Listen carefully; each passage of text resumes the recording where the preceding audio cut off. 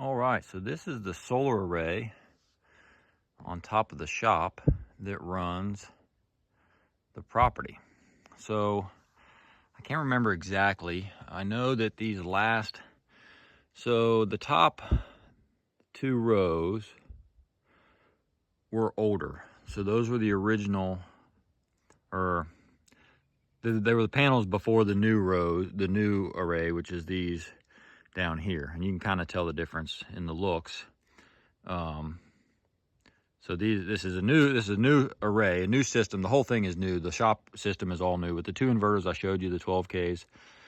We started out with one SolarArc 12K, and then eventually we saved up enough money to add another. So those are in parallel, which doubles the output of the inverters, and allowed us to double the PV array as well. So we started out with the top two rows on this new system, and then the bottom two rows, and that kind of finished out our system for now. Hopefully forever, maybe. We'll see. We had an old system, old solar panels in the yard on ground mounts, that was much less wattage. But anyway, so this is the new system. This is what wires into the SolarArc 12Ks that I showed you in the inverter video. This is somewhere around 24,000 watts, 24 kW, I believe. Each one of those inverters, I believe, is you can put 12 kW of PV into, if I'm remembering correctly. So we're somewhere around 22 to 24 kW, I think. The top panels, the top two rows up here are, I can't remember, 300 something watts a piece per panel. The bottom ones I know because we just did these this past year. Those are 370 watt panels each. And they're wired in series in a string. So there's the top panel, same thing. So there's 8 strings all together. Each one of those inverters will carry 4 strings. So I forget how it is, but I think something along the lines of the top 8 up there is a string, bottom 8, or the second row 8 is a string, and then I think there's 9 and 9 on the other side, on the right side. And then these newer ones, that would be an 8-row string, and then an 8-row string, and same thing on this row. So there's 8 strings all together. And then down here, that row is not connected to the inverters at all. That is just going to power a hybrid mini split, an AC/DC hybrid mini split from EG4. We have one of those already in the house that runs off the old solar panels from the yard.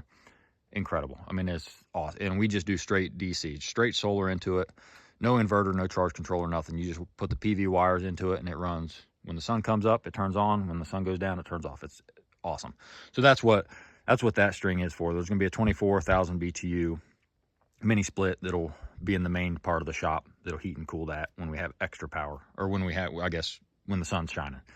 But yeah, that's these. So that's the PV array that runs the entire property. It's pretty big now. I mean, it's wild to think about where we came from. I forget how many watts the original panels were. They were old. Actually, my father's old panels that he ran back, I don't know, back when solar panels were probably just came out. So incredibly inefficient, low wattage for the size. Something crazy. I forget what they were. Something like 50 watts or something per panel, and they're darn near as big as these. That's what we started with car batteries, and now we're to this, which is pretty cool.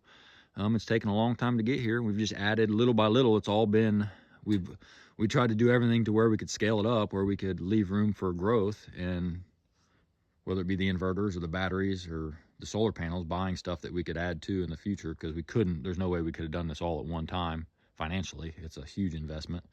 But every year we would try and add some. And this is where we are now. The only thing, we decided to go with the roof mount just because we live in the woods. It's a middle of woods. A big ground mount array would have been a pain in the butt. We could have done it, but it would have been a pain. We had this barn roof that worked out really well. The only thing is, you can imagine in the wintertime with snow can be aggravating. It doesn't happen often, but I do have to come up here a few times a winter and push snow off of them, or else the generator will just keep kicking on every couple days. So I have this rope, you can see, that's tied off. Change the direction there, but it's tied off all the way up at the peak, that I have a harness that I hook into that rope. So when I'm cleaning the panels off now, actually, since we have this bottom row, it's not too bad because I really just need the rope to get up here so I can walk. And once I'm in that little gap there, I can't really slide down the roof and die, which has been nice. But it also leaves not a lot of room for the snow to come off the top panels. But what we've learned is if you just get a little bit of the black showing on the panel, even if it's negative 5 degrees Celsius or Fahrenheit outside, it'll still, as long as there's some black showing and some sunshine, it'll melt. It will melt the snow off. So I just have to I don't have to clean them completely off. I just have to get some of the panel showing, and then the sun will do the rest. But that's it. That's kind of the final component to our system, the panels. The panels wire directly into the inverters.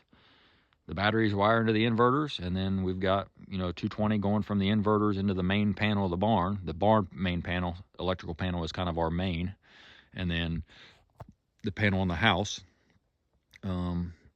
is our sub, basically, kind of a sub panel, and it works out really well.